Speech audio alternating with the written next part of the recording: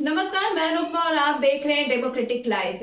पंचायत चुनाव समाप्त हो चुके हैं और अब वार्ड पार्षद के चुनाव का आगाज हो चुका है। नए साल के साथ नए चुनाव की शुरुआत हो चुकी है। इसी सिलसिले में हमारी टीम रोजाना किसी न किसी वार्ड में जाती है और वहां के वर्तमान वार्ड पार्षद से मिलती है और ये जानने की कोशिश करती है कि उनके द्वारा बीते 5 सालों में क्या कुछ कार्य किया गया है अपने क्षेत्र की जनता के लिए, अपने क्षेत्र के लिए, और क्या कुछ बाकी रह गया है।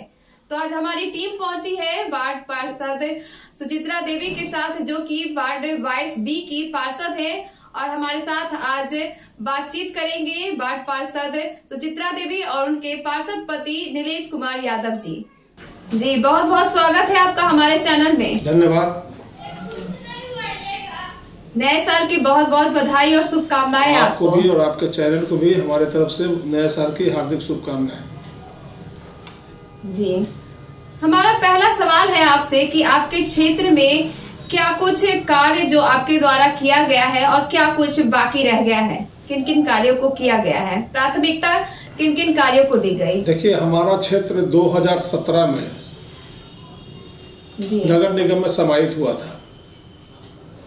तो उससे पहले नगर पंचायत था जिसके मुखिया हम खुद हुआ करते थे। जी। रिजर्वेशन के बाद ये जो है 2017 में नगर निगम में आया। नगर निगम में महिला सीट हुई जिसमें हमने अपनी पत्नी को लड़ा, अपनी पत्नी निर्वाचित हुई। हमारा क्षेत्र जो हमको मिला वार्ड संख्या 22B, वो काफ़ी पिछड़ा हुआ क्षेत्र था। यहाँ रोड, नाला, पानी, बिजली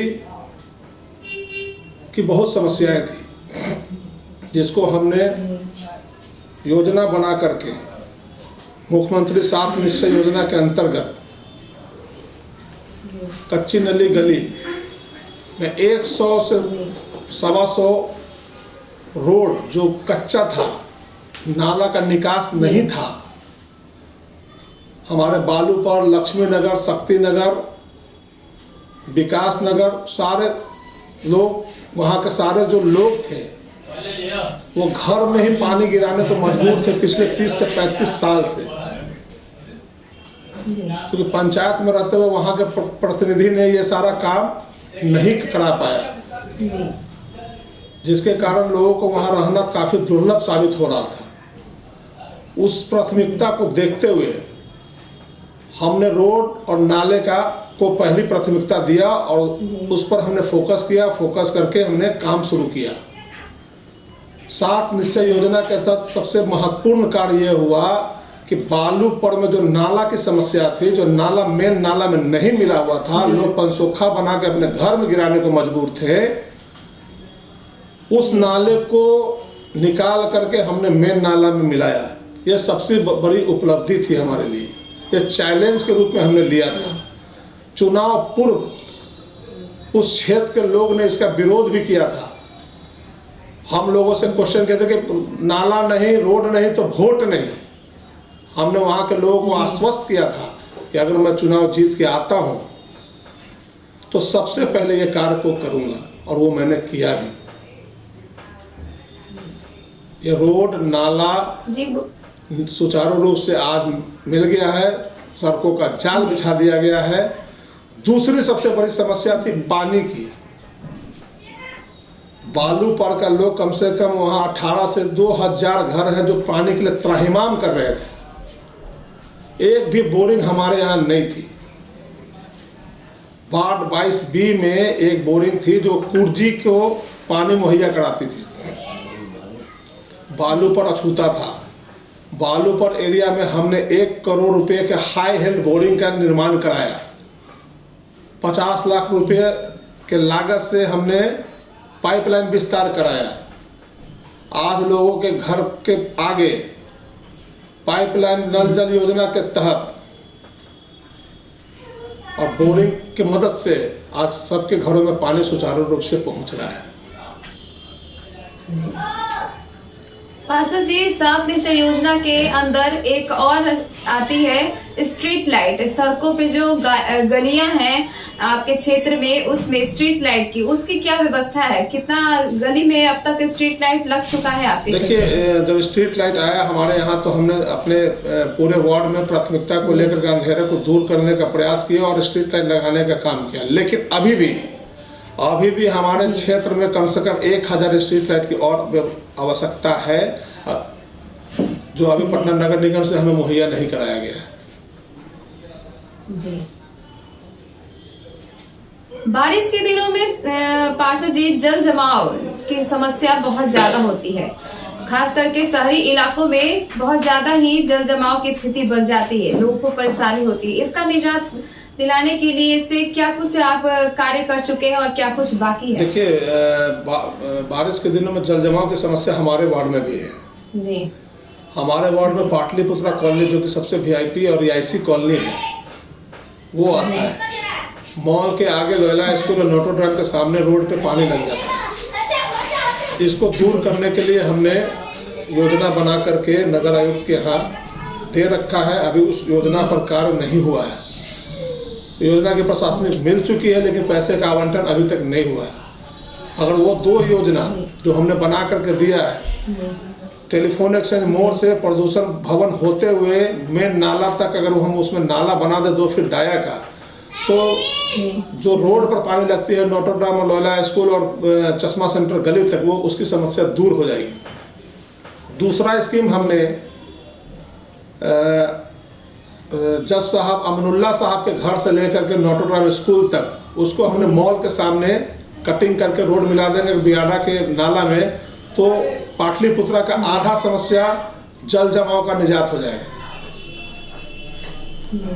कब तक ये इन सारी समस्याओं से निजात दिलाने के लिए आप कब काम कर पाएंगे? नगर निगम का क्या लगता है? नगर निगम में मेरा फाइल वहाँ पड़ा हुआ है।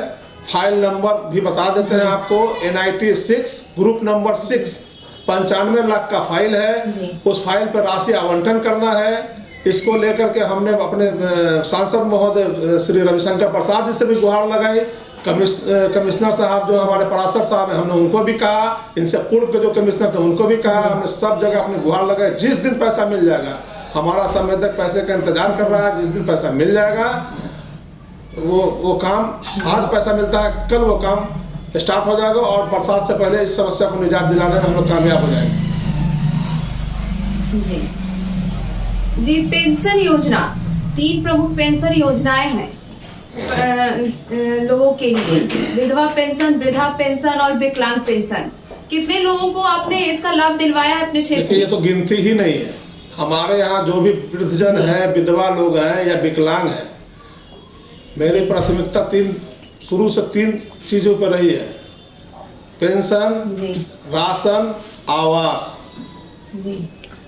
जनता को ये 3 मूलभूत सुविधा, रोड, सड़क, नाला, ये तो सेकेंडरी मैटर है।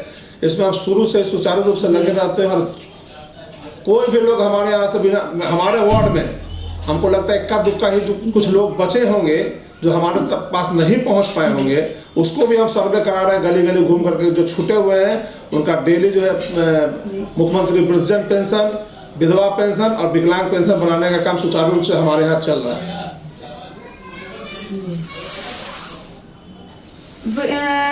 युवाओं के लिए जो रोजगार नहीं मिल पा रहा है, जिन्हें बेरोजगार युवा हैं, उनके लिए श्रम कार्ड की योजना लाई गई है। कितने लोगों को अभी तक आपने श्रम कार्ड बनवाया है और कितने अभी बाकी हैं? देखिए, श्रम कार्ड हमारे यहाँ 22 नवंबर से लगातार उसका कैंप लगा हुआ और अभी तक चल रहा है।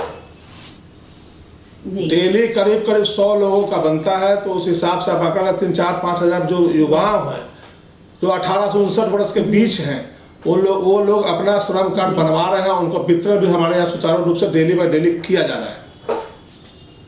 जी, वैक्सीनेशन को लेकर के क्या व्यवस्था है? अभी बूस्टर डोज की शुरुआत भी हो चुकी है। जो 60 साल के ऊपर के वृद्ध हैं और जो गंभीर बीमारियों से ग्रसित है, उनके लिए आपने कैसे व्यवस्था की है बूस्टर डोज?